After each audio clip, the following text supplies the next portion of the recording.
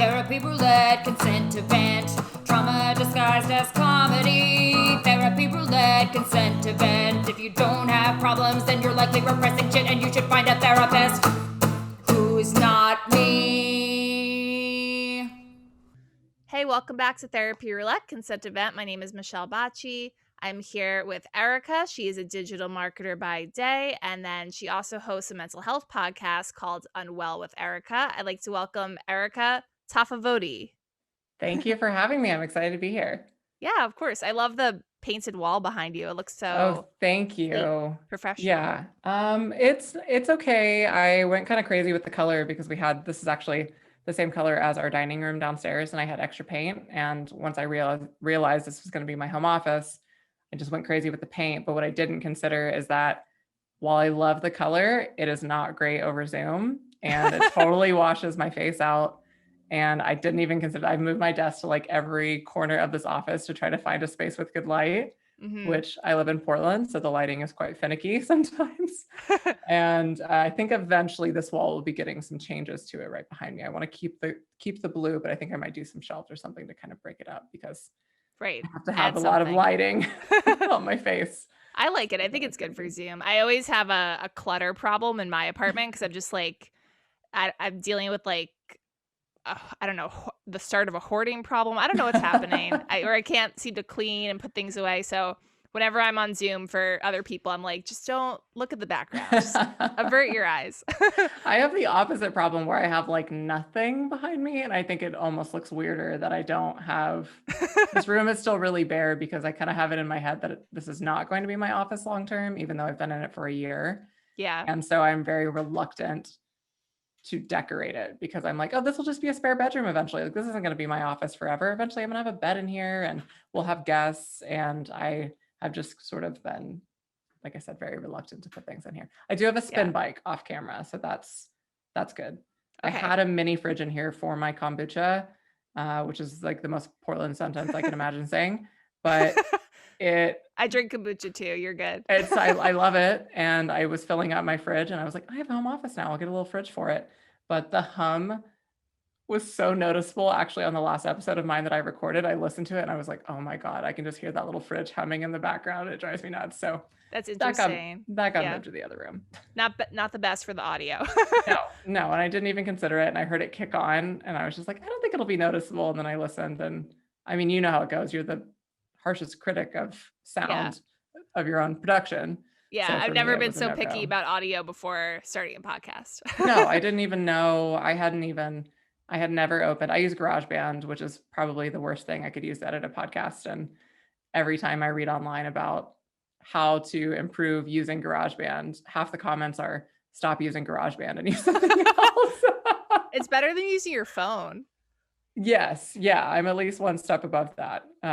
But I had never opened any of these tools. I didn't know anything about audio. I'm still quite an amateur, but you know, there are celebrities with worse audio quality than the celebrities are, they're the bottom of the barrel when it comes to quality control. It's horrible. But they don't have to care. So exactly. There's no pressure. They're gonna get listeners either way. But you know, people like us, we gotta keep that audio quality on point. So it's all I have. So I will keep trying. Yes. But I like that kombucha spin bike. It fits with like the health and wellness vibe. So yes, yeah, it's like a very very good brand. Slightly moving into that office, settling in. yeah, I think it's gonna be semi-permanent. So I should probably make it a little bit cozier in here. Well, I like the color. I wanted to talk about therapy, of course, is what we do on Therapy Roulette. At least have to ask, are you in therapy? If so, how's it going? So I am not currently seeing a therapist. However, I am seeking a therapist. Okay, you're on the lookout. I am on the hunt. Yeah. Yes. So I just started the process a couple of weeks ago. And it takes a while. Oh my gosh, it takes a long time. And I think it's even worse right now because everyone needs a therapist right now. And so I found it's really slim pickings at the moment. And I also feel like every therapist needs a therapist. Right. More than ever. I was very shocked by once you filter by, okay, who takes my insurance, who is specialized in kind of what I'm looking for, and then I wanted to see a woman. I don't know. I think I might change that. I've been trying to figure out if I actually care about that or not. And I think it matters I think for it, me. yeah, I think it, I'll probably be more prone to being open to, I mean, it's not like seeing a male gynecologist, like that's a hard no for me, but like seeing a male therapist I don't know. I couldn't decide how I felt about it, but Yeah, I think it'd really have to be like the right personality for me to right, feel like this man understands me. right. And I do think long term, I do want to see someone in person, like post pandemic.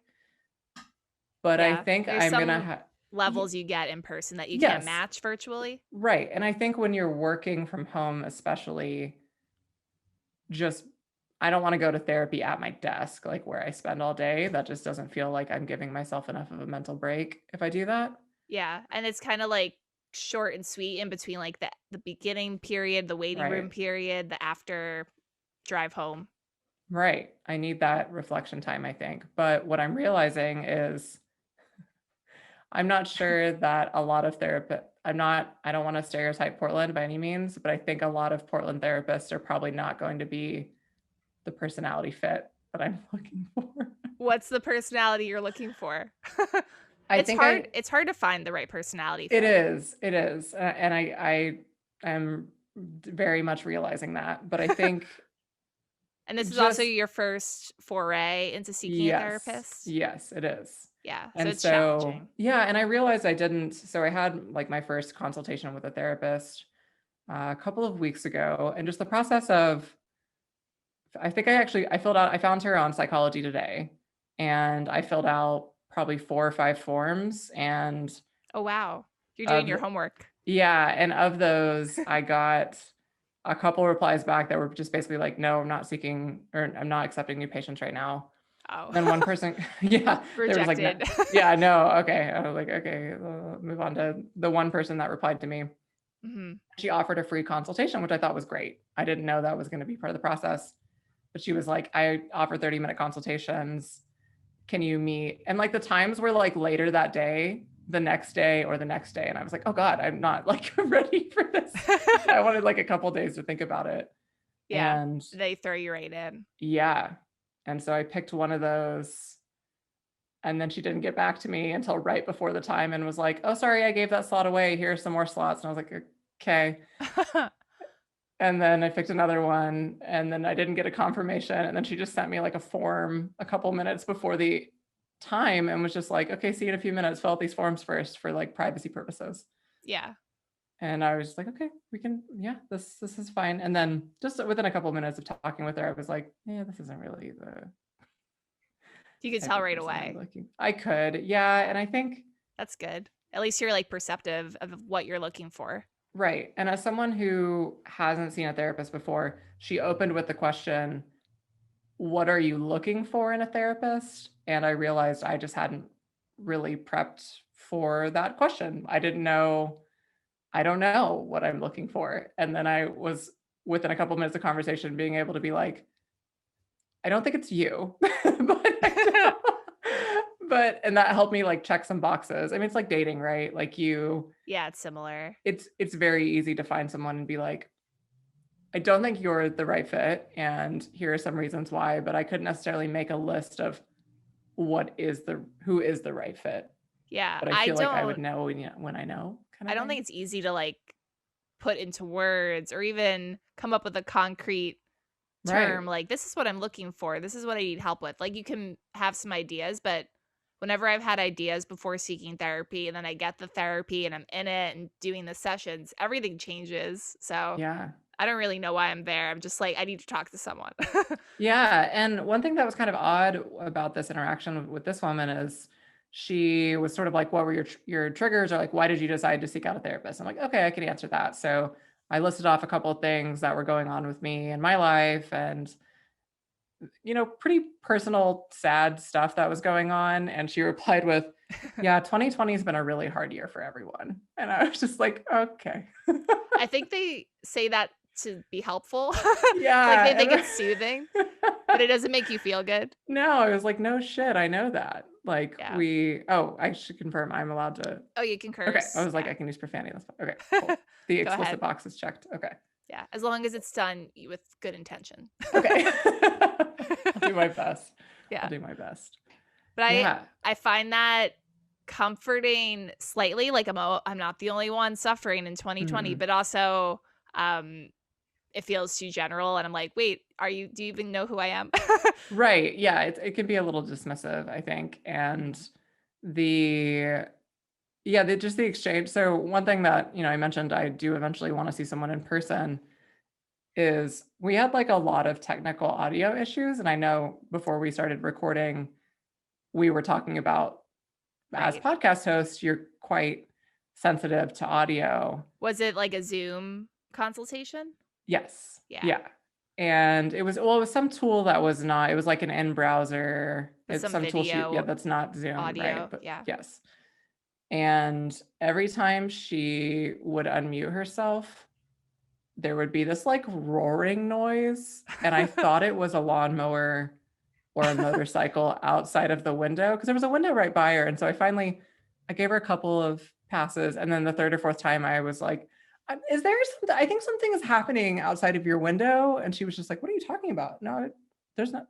It's quiet here. Somebody closed a door. Is that what you're talking about? And I was like, no, this is not like a door. This is is so loud. And I think she had something loose on her computer. Yeah. That was rattling. And I don't even speak up when stuff like that happens. I just like suffer. No, so I'm glad you did. And so that's what I told her. Is she was like, she said, no one's mentioned this before. And I said, it's definitely been happening. And I think you just have nice patients that have not brought it up. Because I felt very confident that it was not me. It was not on my end. So unfortunately, but I can't deal with that. That's just kind of the thing. You don't want to worry about that. You're already there. You're stressed out. You should address the problem. Yeah. And be like, hey, this is why I'm not going to continue with you. Yeah. Or it's part of it. Yeah. So I actually spent the last almost half of the call troubleshooting her audio and giving her suggestions for how to improve her audio. Yeah. That's so funny. I tried to project manage You gave her a consultation at the end. Exactly. I gave her a free audio consultation. Well, maybe this is my very quick diagnosis. Maybe you're like too much of a people pleaser and you're helping too many people and not helping yourself. Yeah, that sounds right. That's probably, maybe it was a test. And I don't know if I passed or not. Well, that sucks. I'm sorry it was rough. And like you got a couple consultations and they all weren't that great. So that's the only consultation I've had so far. So yeah, I've gotten lots of no, I'm booked up until August, September, that sort of thing. Wow. Or no, indefinitely. And so I need to broaden my scope a little bit of people. Would you try like the online therapy, like something like BetterHelp or Talkspace? So I haven't. Okay. And is BetterHelp the one where it's primarily text-based, and then I think it's video on demand, but you pay extra for it? Yeah, I know I've used Talkspace before. I know that one, the first level is just texting, and then you can pay more for video. Okay. Yeah, I had a guest on my show that had done, I think BetterHelp, but I'm not sure. I think they're like pretty comparable. Yeah. But I found it really helpful, especially early pandemic. I was on Talkspace just texting a therapist, and I was like, thank God I have someone to like spill my anxiety to, because when the pandemic started, I didn't know what I was doing. Yeah. I think that's the thing that I thought I was, and I actually told this therapist during the consultation that I didn't think I was looking for someone very solutions oriented. I said something along the lines of, I think I just need someone that I can talk to openly without judgment. Mm-hmm. And then I thought about it after the consultation, and I was like, I think that was a lie. I don't think that's actually what I want. So it was a necessary hurdle to go through of her and say something wrong and then be like, no, that's not, I don't know why I said that. Yeah. I feel like a good therapist can hear what you're saying, try to please you, but also like not take it fully at your word. Be like, we'll see if you really want this. Right. Right. Because they know But you're not a totally reliable narrator. Like both yeah. of you, it's a relationship, so you have to work on it. Yeah. Yeah. But it was not all bad by any means. I learned a lot about the insurance process through her. Which is helpful. Yes. I did not realize that I would need some sort of diagnosis, and then there would need to be a plan with the end goal of not needing therapy eventually if I wanted it to be covered by my insurance, which sounds so messed up. And I just thought like, oh, I mean, I'm not shocked that that's how it works. Yeah. I think it's scary when they first explain it to you and then you realize like everyone's using insurance. Right. Yeah. I think the thing that I don't want to think of it as a diagnosis. I want to think of it as this thing I'm doing to prevent things from getting worse. Yeah. And I think that's where obviously our healthcare system is very flawed. And I think that's where it kind of falls apart, is it treats mental health like physical health. Like, here's this thing that's wrong with me. So I'm seeing a doctor, and here's how we can fix it. Yeah. And then you'll be done. And that's not how I was thinking of it previously. I mean, people are in therapy forever. So I don't know how many people are actually like graduating from therapy, but right. If that's how the therapist presented it to you, maybe that's how like that person operates. Yeah. Yeah. And I just thought, no, I think that's not how I want to think of it. I get it, but it doesn't sound right for me. Yeah, I hear you. In the beginning, I was very frightened by all the insurance talk, and I paid out of pocket for a long time. So I feel like I should have totally just paid with insurance from the get-go, because like, why was I paying so much extra out of pocket just to keep it off my like medical permanent record? Yeah. But yeah, a diagnosis is no big deal. Like, they're all just words, and unless you're gonna like become a public figure tomorrow, like I don't think it really matters that much. And even if you become like the next Obama or Britney Spears, like I don't know, you'll have other problems too. Yes. Yeah. I'll have to find a Bible to swear in on if I run for office. That's yeah. My mother recently was going through like a box of my childhood things, and I dabbled in being religious when I was younger, and I'm not anymore. But she sent me a photo of a Bible that had like my name inscribed on it from junior high. And she said, I'll save this just in case you run for office and need a Bible to be sworn in on.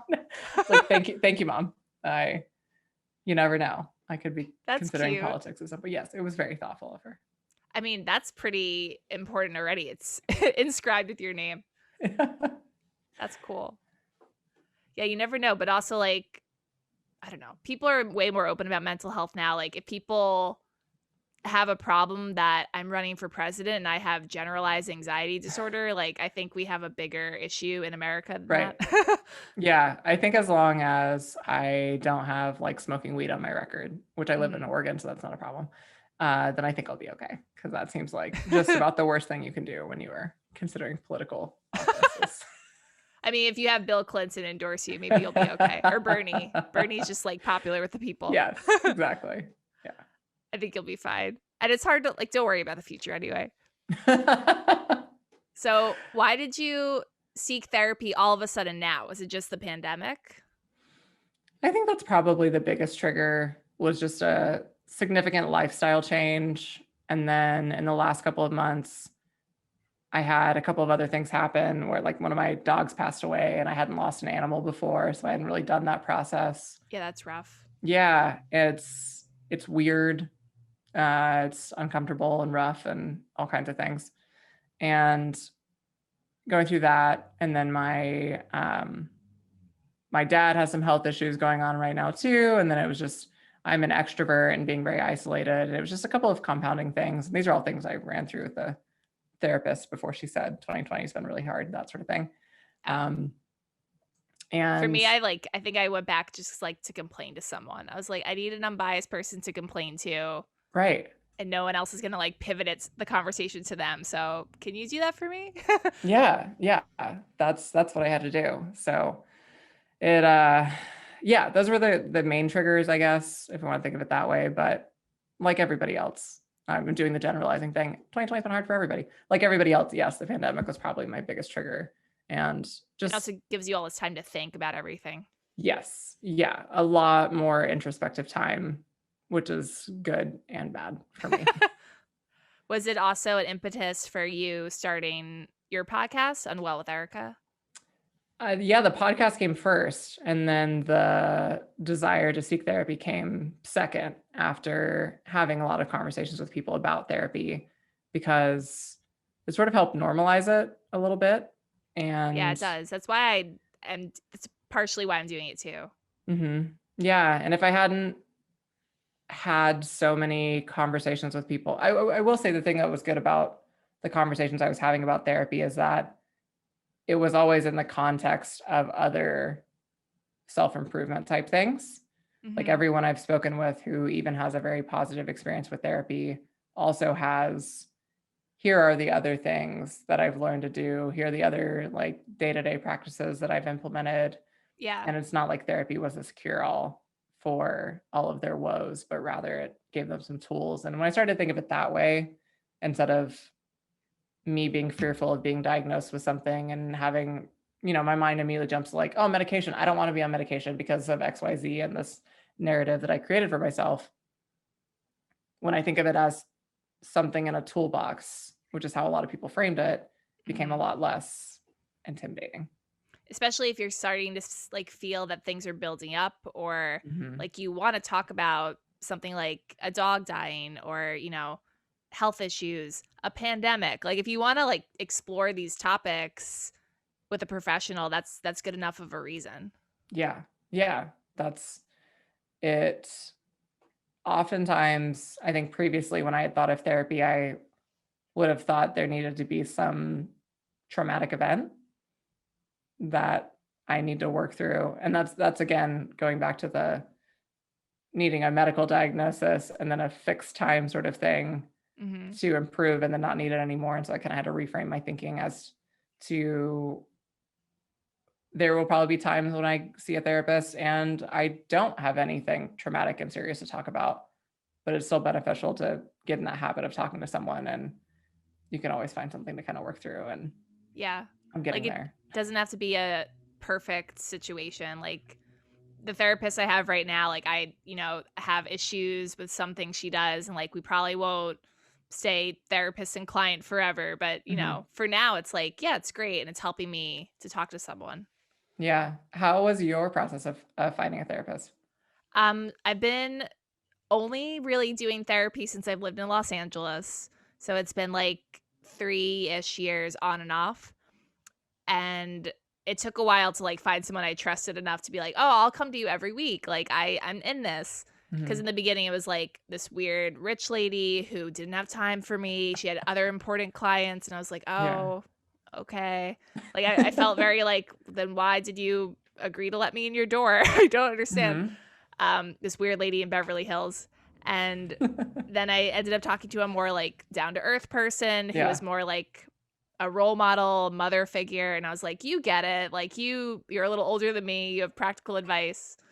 And that wasn't like perfect, but it was a great start to be like, I trust this person enough to spill my soul for a little while. Did that for 9 months. And since then I've been like off and on. Whenever I need someone new, I seek out a new therapist. Yeah. It's funny that you mentioned the age thing, because that was something I ran into. I was talking earlier about how I felt like it was kind of slim pickings in the therapy department, especially in Portland. And I felt like everyone in like a certain age bracket was occupied, and all of my options were therapists that were really old or really young. Yeah. And I don't want to be ageist, right? I don't want to rule someone out because of their age, but I kind of thought, I think I want someone a little bit older than me, but not that much. Like I want them to have some similar life experiences to me. And the whole Zoom thing, I need them to be a certain level of technologically savvy if we're going to be meeting digitally for a while. Yeah, I feel like neither extreme is great. Like I definitely skew. I want someone a little older who can, talk from some experience that she's been through similar things, or she's like seen them in clients. And then I've seen a younger therapist before, and I was just like, I was judgmental of her. Like, you know, did you even go to school? Like, I don't think you That's really how know what you're talking about. that's how I know that's how I would be, because there was someone I looked at and her profile seemed really great. And the stuff she talked about, I thought, okay, I couldn't find this really relatable. And then I looked and saw she had graduated from college, I think in 2018. And I was like, oh, you're like a child. You can't like, you can't be my therapist. You're way too young. Yeah, I don't want anyone in their 20s giving me advice. That's basically what it boils down to. Yes. So I felt like that's who was very readily available, though, were people that were really young and like hadn't really gotten settled in their careers yet, or they were older. And then I wondered, okay, they're probably fighting some sort of ageism. Yeah. And I just want somebody in the middle. Yeah. Like my therapist now is a little bit older, and I feel like I do repeat myself to her a little bit, and she's kind of like too nice to me. I feel like I prefer someone who's a little harsher. That's what I think I want too. I think that the harshness that you mentioned, yeah. and when I was talking about therapy with a friend, she's like, I feel like you need somebody like from the East Coast who is a recent transplant to Portland and still has a little bit of edge to them. Yeah. Because Portland That's makes why it soft. Looking at online therapy, just while we're in pandemic mode anyway, you could find someone on the East Coast. Right. That was her advice based on my personality. And I thought, okay, that's actually pretty good advice, because I could feel like Portland could be it skews a little hippie, and it skews a little passive and too nice, I guess, in a way. And that's not going to work for me. I don't need too much somebody I about can your walk all over. chakras and like astrology. Yes. Yes. I can't. I love astrology for memes. I don't love it for therapy.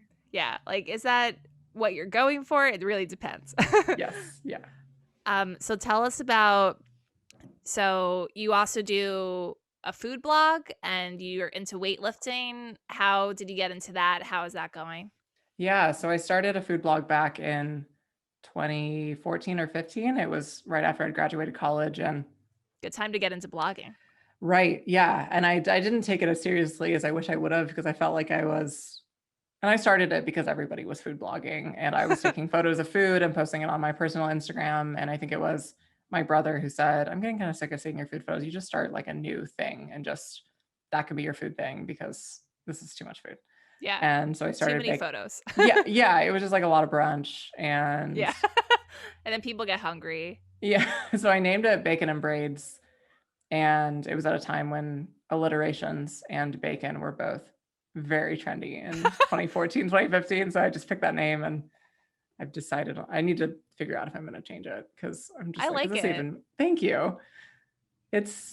Do you still eat bacon? Like, is it I still do. relevant? Okay. Yeah. So not vegetarian. So it's still applicable for sure. As long as, you're presenting the brand Bacon and Braids. Yes. Stick with it. I don't have braids in my hair right now, but that used to be my thing whenever I was going to, I really got into food because I wanted to go to events, and I wanted to, it just was a way to meet people, because after graduating college, moved back to the town that I was from, and realized I didn't really like a lot of the people that I'd grown up with. A lot of my college friends dispersed to other cities, and I didn't really have very many friends that I had a lot of life things in common with. And so I was just like, okay, this will be my hobby. That'll give me activities to do. It'll keep me like going out, meeting people regularly. And that's why I started it. And then when I moved to Portland a couple years later, I wouldn't have half the friends I have now if I wasn't into food. And that's just how I met people. Portland's a great food city. There's tons of events and festivals and things that I get to go to now. And it just was a really great way to meet people. And it's sort of become just my personal Instagram of food and dogs and outdoor activities and all that good stuff. But I am still a big foodie at heart. It's interesting you got into it to like help yourself socially a little bit. Like you were like, I need to get out more and get places, and I need a reason behind it. Yeah, because it's funny, one thing that moving, I know before we started recording, we were talking about relocating from your hometown and living somewhere else. And I did not know how to make new friends until I moved across the country and had 0 friends. And then I very quickly figured out how to put myself out there. You go somewhere new and you really do start from 0. Yes. I did not know a single soul in Portland. It was my partner and myself. We decided to move out here. And again, also best thing we could have done for our relationship was also moving across country. Really? And Yeah. It just like removed ourselves from All those other, like the web of people. Yes, it was just like, yeah, we needed a new network of people Mm-hmm. and we needed activities to do that were not alcohol focused. Yeah. And I'm not like, I drink occasionally, but it's funny when I think about all the hobbies I have now that I live in Oregon. I'm just like, what did I do when I lived in Oklahoma City? Like, Yeah. I think I just drank and ate all the That's time. what I did when I lived in New York for sure. Yeah. It's just like, there's no outdoor activities. Now I ski, I hike. There's all these parks right around the area. I bike places. I never used to do that. That's And nice. Yeah. You're like active and more so living in the world rather than just like the food and alcohol right, world. right, exactly. Yeah, I used to just eat bacon. Yeah. And And that's why you had that mantra, that name. yes, exactly. That's good to hear because I live in California with my boyfriend and we'll probably live here a little while, but eventually we want to move somewhere new. And he's from this area of California. So I'm mostly like, we definitely have to do this because he needs to go somewhere new. Yes, And then yeah, if it's yeah. going to Get help out our of that comfort zone. relationship, like we're definitely going to do it. Yeah, I think there was a certain like I love my family, but I do think getting further away from them, one, made me appreciate them a lot more, but it just Yes. also like broke me of being so reliant on them to be able to swoop in. And if I had anything wrong with my house or I needed something taken care of, they were just always there to Yeah. help. And I'm grateful and very privileged that I had that. But also moving across the country, I just had to learn how to be an adult and not rely so much on an actual adult to help me out. And also like pushing yourself to be more social or like try new stuff. Like you're Mm-hmm. leaving your comfort zone more and more, living in a new city. Yeah. And I had never, the comfort zone thing is 100% correct. Like I hike and ski now, like I was saying earlier, which is, I sound like I'm bragging about, look at these outdoor activities I do, but Yeah, you're very athletic. if you had told me in like 2013 or 14 that I would ever do either of those activities, like, ew, no, I would never do that stuff. And it's just weird. I feel like a completely different person than I was several years ago. And it's good. People should be evolving. I think that's a positive thing. But Yeah. Erica in college would not be caught dead on skis. That's funny. Like you don't really know what your future's going to bring you until you're like in it. Mm-hmm. Yeah. Do you also do weightlifting? I do. So Mhm. that was actually one of my things that just obviously on the mental health topic, I did not realize how significant of an impact going to the gym and having some sort of regular fitness routine had on my mental health until I didn't do it for a year and gained 25, 30 pounds in, over the course of like 9 months. Yeah. And the quarantine weight.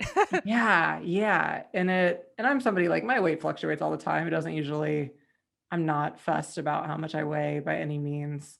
Yeah. But this was enough that I was like, okay, my knees hurt. Like I can feel like your going up and body's down the like stair- changing Yes. enough where you're like, I don't know if I like this. Yeah. And it it wasn't necessarily like weight focused, but it was like, I just like, I'm getting out of breath, like carrying things around my house. And I used to be like so strong and capable. And now I just feel like a wimp. And you're losing the muscle mass, like all the strength you built up before. Yeah.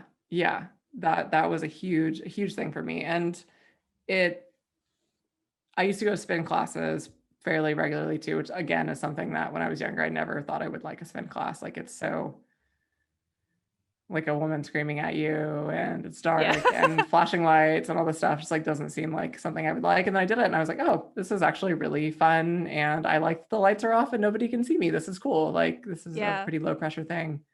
But you get in the zone pretty easily. I did so much group fitness before times. I miss it. Mm-hmm. Yeah, it's been so I recently started going back to the gym. I joined like a really small gym because I was going to like an LA Fitness, like a big box gym with 100 people in it. And I ended up joining it. Yeah, I was just like, I went once during the pandemic because they were like, oh, mask required, we're cleaning regularly. And I was like, okay, I'll check it out and see. And I walked in and I was like, nope. And just turned around and went right back. I was like, this is not, there's too many damn people in here. Yeah, I think if I was a few years younger, I'd be like, yeah, whatever. Like, I can't get the COVID, but now I'm 30. I'm like, no, I'm scared. You realize your own mortality the older you Yes. get, I think. Yeah, for sure. So anyways, I'm gonna wait till I'm vaccinated before I enter a gym. But I don't know if you're in a smaller gym, maybe you feel more safe. Yeah, it was a couple people in there. I will say also almost everyone that works out there is really old. And so part of me was like, you guys are like probably already vaccinated. Like this is the odds are good, Yeah. Or at least they're not being like assholes, like grunting and heaving on everything, probably. Right. Yeah. So I made that switch, and I actually just got my first vaccine this past weekend. Oh, that's awesome. So I'm on my way there. Mm-hmm. Thank God. Finally, light at the end of the tunnel. The general population can have it soon. Yeah. It's funny, a lot of my family and friends being in Oklahoma, the vaccine world is just so different. Yeah. Culturally. Oh my God. It's wild. From state to state. Mm-hmm. Not to get too political, but it just was crazy. You can get political. How early everyone I knew in Oklahoma like qualified for the vaccine. Mm-hmm. Like weeks ago, everybody was able to get it. And I'm just like, what? Like we can't even get 70-year-olds to vaccinate. Like we're not even in that bracket yet. Yeah. In Oregon. And it's just, I don't know. It's convoluted is what it is, but it's so messy. Like, I guess, it really depends, like, who's asking for it. No one? I'll give it to everyone. Right. That's what, and I said that to a friend of mine. I was like, do you think it's just because people don't want it? And she was like, no, I don't think that. And I was like, oh, yeah, that's what it is. Like, because that's why in Oregon, I know a lot of people that can't get one in the Portland metro. You just drive an hour and a half any direction. Yeah. And you'll find a clinic where you can get it and they're not going to ask any questions. An hour and a half too. Like that's not an easy, you can't just do that on your lunch break. Yeah. But if you're committed, you want to drive to a red county, you can get your vaccine. Yeah. Which is wild. That's what, okay. Is that true? Like if you go to a more Republican county, that's where you can get them? Absolutely. Yeah. Oh, someone told me that and I was like, I don't have the space in my brain to actually do this. No, it's real. Okay. Yes, it's very real. And yeah, I'm just like, I'll wait. I have 2 more weeks until I'm eligible. I'll just wait the 2 weeks. Mm-hmm. Yeah, there's an interesting like moral. I've had more discussions about like the ethics of getting vaccine, like not whether to believe in vaccines. That's not what I'm saying, but the ethics of I'm not having that conversation. Yeah. But the ethics of the way it's structured and the way that people can bend the rules, and it's very like in my opinion, it's like every man for himself. If you think you need it the most, go get it. Yeah. For me, I'm just like, I don't have enough free time to strategize my plan to get the vaccine early. So I will just wait until I can easily sign up. Right. For sure. Also, I'm like not at high risk. I'm fortunate enough. I can understand why like the septuagenarians are like, like really like planning a schematic, like where is it the easiest to get and how? Right. Yeah. I've seen like so many conversations on my local Nextdoor about all the old people strategizing where to go get their vaccine. And so I've learned that's where I have learned about the rural county thing is on my local neighborhood Nextdoor, which I love to scroll from time to time. It's a whole other rabbit hole. It is a hellhole, but also a never-ending source of entertainment. There's been an influx of over the pandemic. There's been an influx of people just like airing their relationship stuff on my Nextdoor. Oh, really? Like looking like singles posting? There was this man that had shared this post where he basically was talking about, I think he's maybe mid 40s or 50s, somewhere on that age. And he said, I've never been in love in my entire life. And I don't think it's anything wrong with my personality. I think I'm just ugly. Oh, no.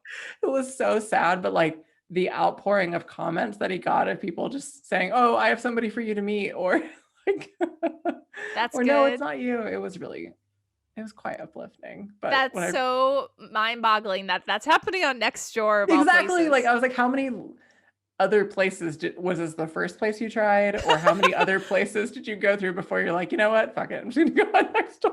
The Craigslist personals was dead for a while. So you had to go somewhere else. Yeah, I guess so. So it's been interesting, but no, I could have a whole podcast about Nextdoor. So yeah, we don't have time. That's funny. I'm glad he is getting set up.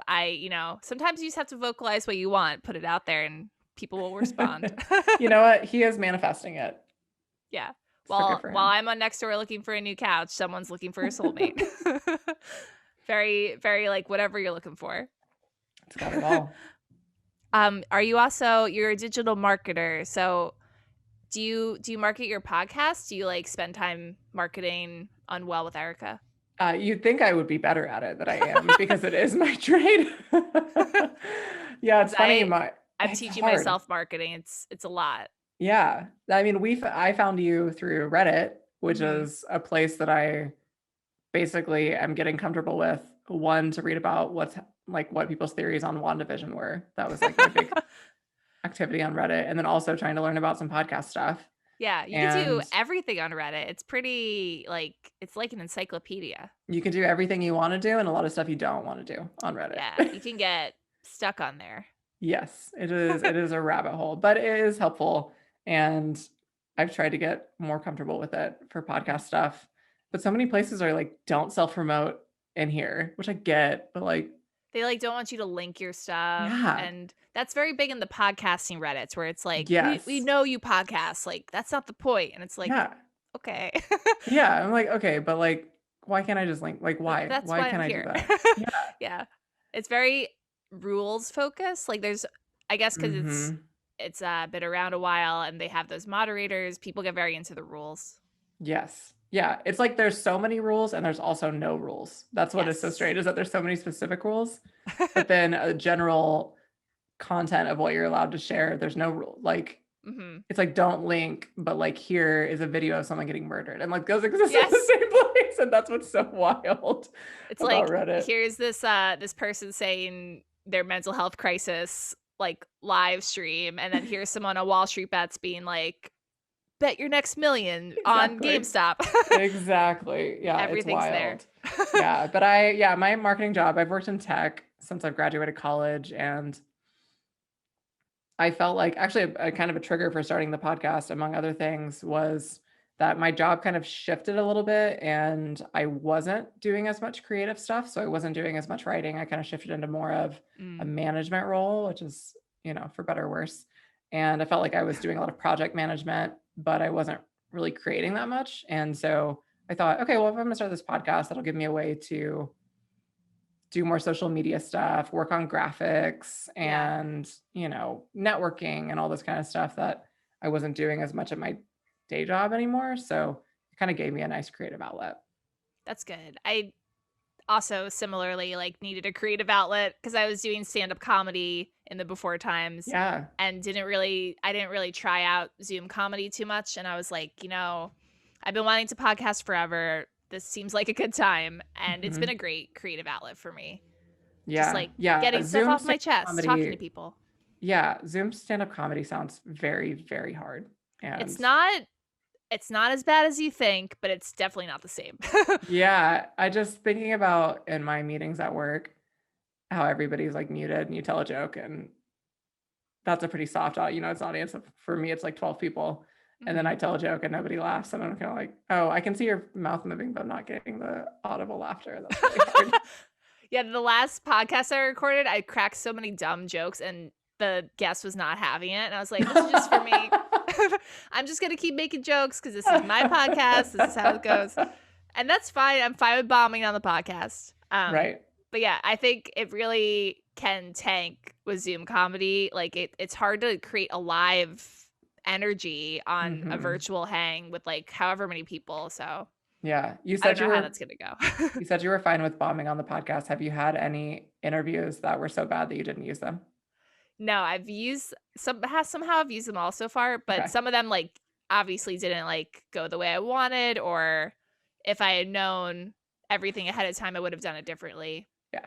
But everything's been okay. Luckily, my boyfriend is my begrudged audio engineer and cameraman. Awesome.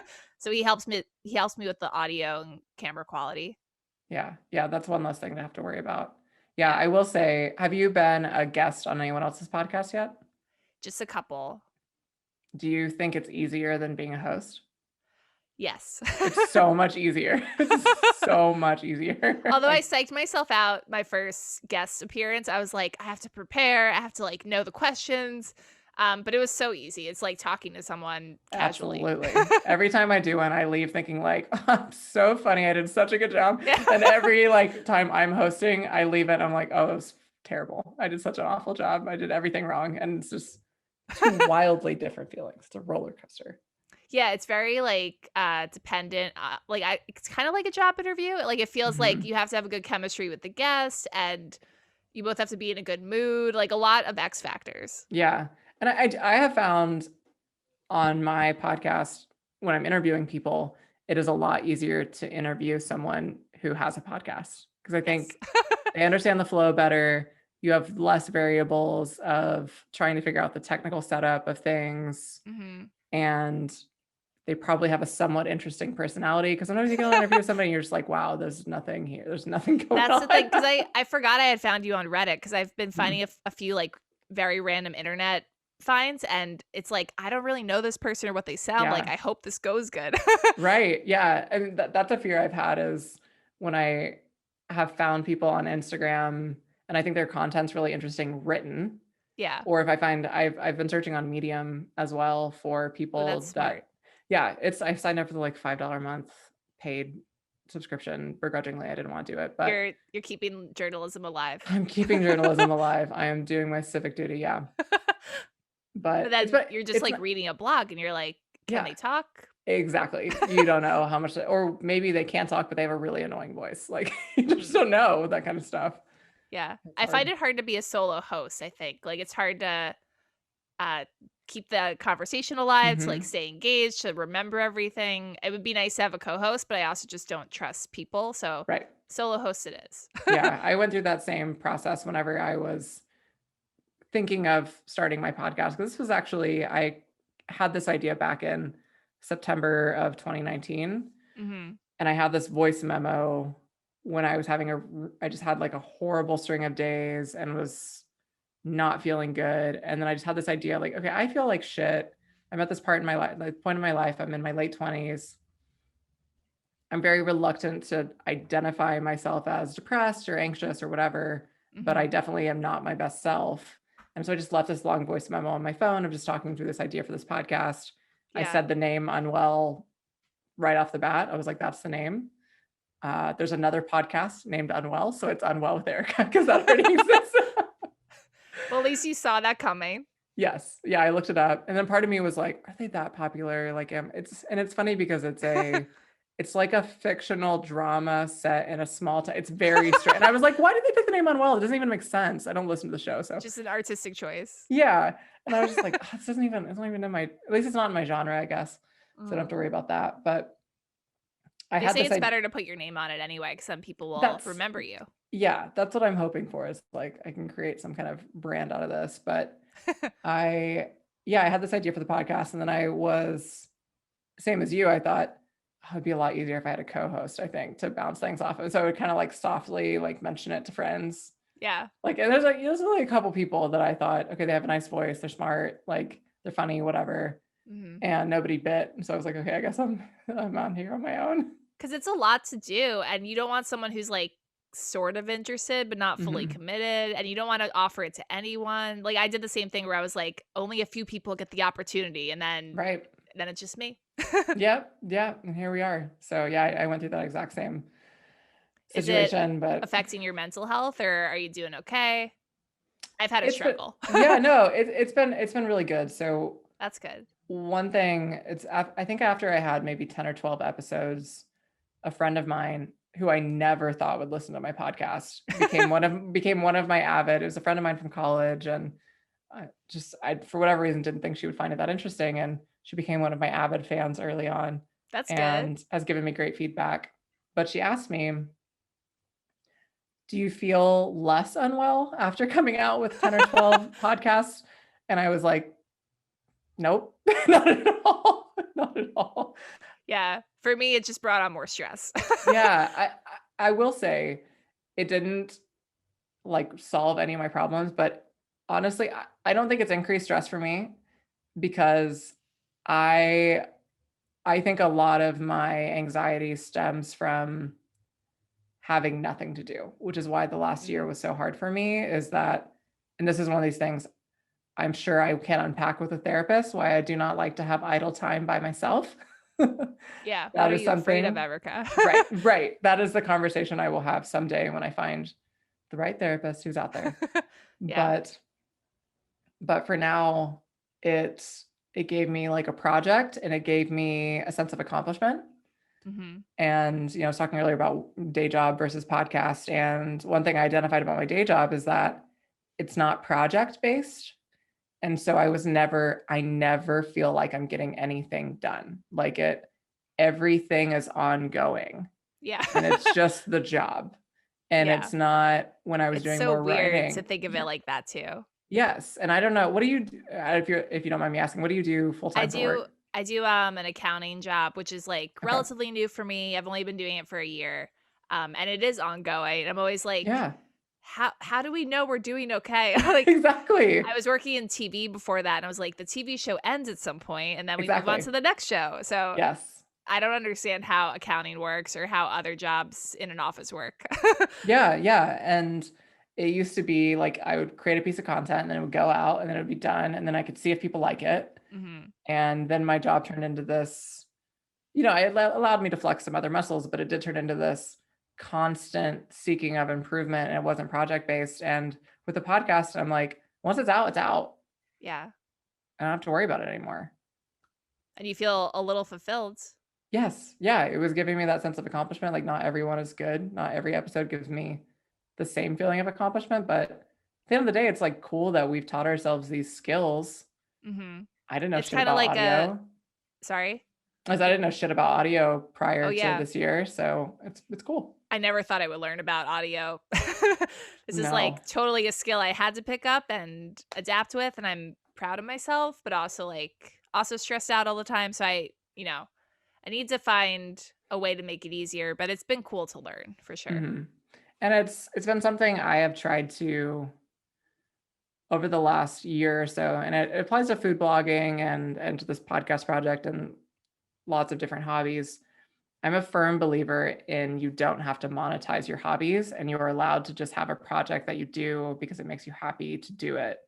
Yeah. And as someone who's like in the 30-ish, I'm 28, in this range, we were very much not, I feel like our generation are the ones that are like, everything needs to be a side hustle and you got to make money off this. And Yeah, I'm I've tired tried of to- hustling. Mhm. It's like I love the culture. I think it's great. But Yeah. sometimes I watch these YouTube videos for inspiration. And I'm like, I want this girl to take a vacation. Like Yeah. she's working too hard. You can do personal development all day, but you also need to like reflect and chill and lie down sometimes. Yeah. And I have tried to, I'm like, maybe I'll be a full-time podcaster. And like, maybe I will, but I don't think I will be able to do that from watching a YouTube video, because I've done the same thing. I've Yeah. watched these YouTube videos I watched something recently about how to grow your podcast. And I was just listening to these two guys talk and I was like, this isn't fun. This isn't for me. No, I'm just like, if people like what I'm saying, if my voice isn't annoying and they find the people I'm talking to mostly interesting. I feel like you find what works for you, what you Yeah. love to do, and you keep doing those things. And then what you hate to do or could do less of, like hopefully you can minimize that. Yeah. Yeah. There's a podcast I listen to. It's called Let's Talk About Mental Health. And I actually had the host on my show a few episodes ago. His name's Jeremy Godwin. And I listened to a show and I was like, oh, this is the mental health show I wanted to create. Where he focuses on a topic. And for anybody listening who's interested in mental health, I highly recommend this podcast. It's like 25-minute episodes. And he picks a topic. So is he the guy from Australia or New Yes. Zealand? Yeah. Yeah, I think I listened to that one of yours. mhm. It was good. He's very affable. Like you like listening to him. Incredible. And I was like, okay, I only want to interview podcast hosts after that interview. I was like, this was perfect magic. And I want every episode to be It's this good strategy. Like a podcast host or at least someone you know is a good speaker. Yes. Yeah. Yeah. So each episode focuses on like a topic. So patience, trust, energy, just like things like that. And it's very like self-development. And he researches too. Yes. Yeah. He's not just like spitballing. Yeah. Yeah. And that's not what I do. I just like show up and I let people, it's funny, your tagline that's like consent event. When you said that, I was like, oh, that's perfect. Yeah. Such a lovely way of framing it. I love that. It took me forever to think of it. And I was like, that's pretty much what I'm saying. Mm-hmm. Just, you know, I hate when people vent without consent and they just like rant endlessly. My ears fall off, my mind tunes out. Mm-hmm. So the podcast is like, this is your space, go for it. Yeah. And that's, do you consider yourself an empath? Like, do you ever have conversations with people where you kind of internalize? Yeah, I think I have elements of it. I don't know if I'm full empath, but I definitely like can usually put myself in someone's shoes a little bit. Mm-hmm. Yeah, I think it's like if I hate someone, I'm like, oh, I know why I hate them. It's like because they're going through something. Yeah, that's been one thing that and I think our shows are similar in that way, is like, I want to talk about serious topics, but you have to be able to do it with a certain level of levity. And yeah, you're not trying to make it too heavy. No. Yeah, that's not my area, because I will make a bad joke or like try to turn it into something it's not. And I'm very uncomfortable with that. And I try to strike a balance there. Because even recently, my most recent episode was with a woman who was widowed at age 29. And going into it, I was talking to my boyfriend. I was like, I'm so worried that I'm just going to say something stupid or like not talk about her situation respectfully. And she very early on was just like, there's a lot of dark humor that will get you through this kind of stuff. And I was like, okay, cool. Like, we're on the same page here. Like, when you're dealing with someone else's tragedy, you're like, how do they see it?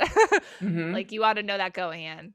Yeah. And there's some situations, and I'm sure you feel the same way. There's some situations where people talk about that you can very much relate to. And there's some situations they talk about and you're like, wow, I've never experienced this and probably never will experience this. Yeah. As far as I know. Yeah. And it's hard to kind of put yourself in those shoes. But that's one thing that the show has definitely taught me, is you can find something relatable in everybody's story. Yeah. And it's definitely made me a more empathetic and understanding person, just having these conversations with people. And that's probably been the most important part. That's cool. It's expanded your worldview. Yes. Yeah, it has definitely done that. Do you make inappropriate jokes in real life? Because I definitely do, which I think like gets onto the podcast. Yeah. I had a funny thing happen. I was talking earlier about how one of my dogs passed away in December, and it was the day after Christmas, which was like great fun. Perfect timing. And it wasn't Christmas, so she made it one day past. So I loved her for that. And we did in-home euthanization. So we had like a vet come to our house and have to put her down. And when the vet pulled up, she was in just like a normal car. And I guess I thought she was going to be in some sort of branded, I don't know. It was just like a little SUV. Yeah. And so just talking about inappropriate humor, after we had done the thing, after we put the dog down, Maggie was her name. I shouldn't just say the dog. My dog, Maggie, who I love very much. Maggie. Yeah. Shout out to Maggie. And the vet was like, oh, I need your help, like putting her on a stretcher and carrying her out to the car. And I was like, cool. Didn't think about that part of it, that you were going to like carry the body out to the car. And I asked her, I was like, okay, this might be weird, but you just like put dead dogs in your car? Like, this is just your car? Yeah. And I was like, is this a company car? And she's like, no, this is just my car. And I was like, oh, does that not creep you out to like go to the grocery store with the car that has had tons of dead animals in the back? It's not just dogs, cats, whatever. So I was having this conversation with her and I was just thinking like, she's probably like, what the fuck are you talking about? Like, this is like, why are you judging my car right now? Yeah, you should be grieving. I was sad later on, but in the moment I was just kind of like, that's fucking weird. Like, I don't think I'd want that juju in my life. Like, I think that's a good personality trait. You're like making it interesting and maybe asking her a question she hasn't heard before. Right. Yeah. I had so many questions and I was really like, do you want to be on my podcast while you're looking? That's funny. Because what a sad job. Like, no. Yeah. Did she say yes? I didn't ask her. Oh. I emailed later and I asked her boss, and I was like, because it's a company that's what they do. That's what the company is youth in-home euthanization. And Yeah. I think they're all vets, like at different practices. And then they do this kind of on the side. Mm-hmm. And I was like, what a bummer of a job. Like that has to be so hard. Unless people are into it for some reason, like they get something out of it, they're helping people grieve. Yeah. And I think that's but a bummer. Yeah. I can't imagine doing that. That's funny that you asked her that. I like that about you. I would have laughed. We're coming to the end. So on Therapy Roulette, we spin a random question and see where it lands. I'll spin one for you. Here's our wheel this, by the today. way. What'd you say? I love this. I miss real life roulette. So me too. Maybe Vegas this summer. Yeah. Atlantic City. I grew up like around Atlantic City. So obsessed. What are you obsessed with lately or recently? Oh, what am I obsessed with? Most recently, two things. I just started playing the Avengers game on Xbox. Okay. And I'm not a gamer at all. Neither am I. I've played a couple of video. I used to play Spyro the Dragon when I was a kid, but I do not play video games as an adult. But I like Marvel. And so I was like, I'm gonna give this a shot. And then I had to make myself go to bed the other night. And I was like, I could have been one of those gamers that stays up until 4 a.m. Yeah, you got into it. Yeah, I was into it. And I had to be like, no, Erica, you have to work tomorrow. Like you need to go to bed. So I would say that. And That's then funny. Have you been playing it every night? I took last night off, but I'm gonna play it again when we get off this call. I'm gonna eat dinner and then play I'm sorry, this. I'm keeping you. Yeah. Oh no, it's okay. It's okay. Yeah, I would say probably that. My boyfriend's a gamer too, and he cuts himself off usually around 11 or so. Like he says it's a reasonable time, but I'm always like, is it? Like you've been playing for a while. Yeah. No, I don't get it. I'm not a gamer. No, I didn't get it until I did. And then I was like, oh, okay, now I get it now. I feel you. Did you say you wanted to share another obsession? Yeah, I was trying to think of a TV show and I'm kind of like out of post WandaVision. Yeah, post WandaVision. I'm watching Falcon and the Winter Soldier. It's not the same. It's not as captivating. So there's I don't know what that is. Is that a Marvel thing? Yes. Yeah. Okay. Yeah. They're both Marvel shows. I just started WandaVision and I'm not super into Marvel, so bear with me. It's a kind of an interesting like entry level thing if you're not into Marvel, because it starts out very not comic booky, and then it slowly gets more into that stuff. I'm not going to spoil anything. Set some other story that's not like alienating the non-comic fans. Right, for sure. Yeah. And then actually I've been really, really obsessed with, and I hate to plug, we were talking earlier about celebrity podcasts. Yeah, no, plug away. I obviously am obsessed with podcasts. Okay. And this is like one of the most popular podcasts, but I've never listened to it until recently. I'm really into Armchair Expert.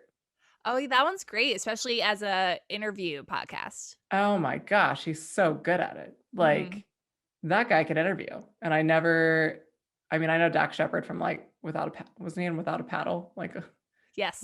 Yeah, that's like what I know him from. He's in such a weird like array of movies and TV shows. Yes. And there's been a couple of interviews in a row. I've been churning through that content like crazy. It's been nice out in Portland, so I've been going on a lot of walks and just listening to it.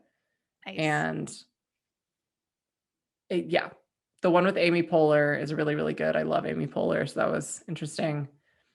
And then there was an episode, I cannot remember the person he interviewed name, but she's a professor of ethics. She has a French name. And listening to them debate ethical stuff, I was just like, this is just money. This is podcast. Like, this is so good. Yeah. So I have been really into that lately as well. That's cool. I'll have to check out some more Armchair Expert. Yeah. But again, not to plug the like somebody who's raking in tens of millions of dollars in their podcast. Let me give him some more money. Exactly.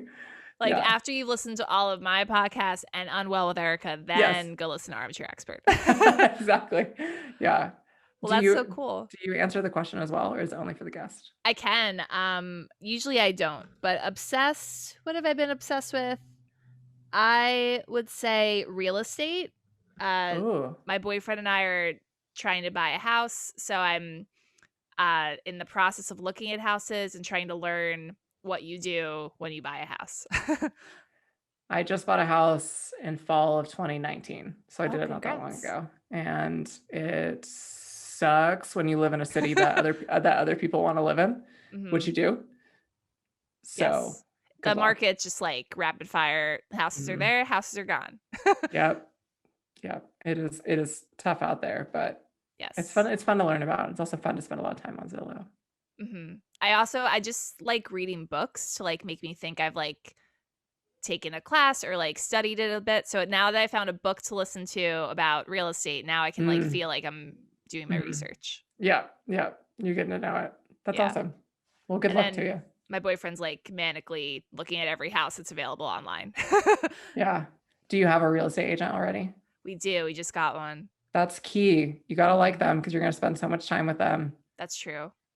And yeah, make sure you like them because they will be your go-to person. And if they do anything wrong, or if something goes wrong and you don't like them, you will blame them. I did not have that situation. We lost on we put in 4 bids before we got this house and just kept getting outbid on houses in Portland. And if I had not liked the person I was with, I would have assumed he was doing something wrong. But luckily, he's my buddy. We left with a new friend, which is also really fun. That's good advice. Build a relationship, and then hopefully, like the business relationship can prosper.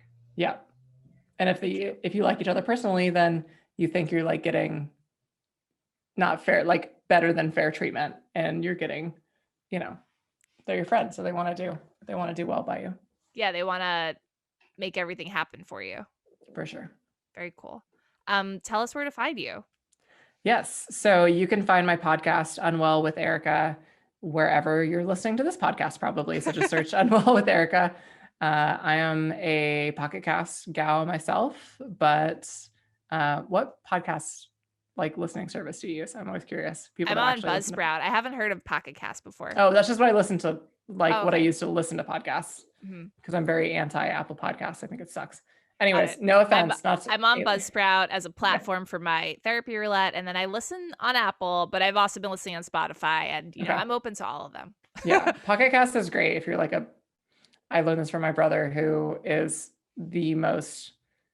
always has a podcast playing. He subscribed to so many, and he was like, if you're still listening on Apple Podcasts, that means you're not a real podcast listener. Yeah, to be fair, the Apple Podcast app is terrible. It sucks. And once you use anything else, you're like, oh, wow, this is so much more organized. Anyways. Yeah.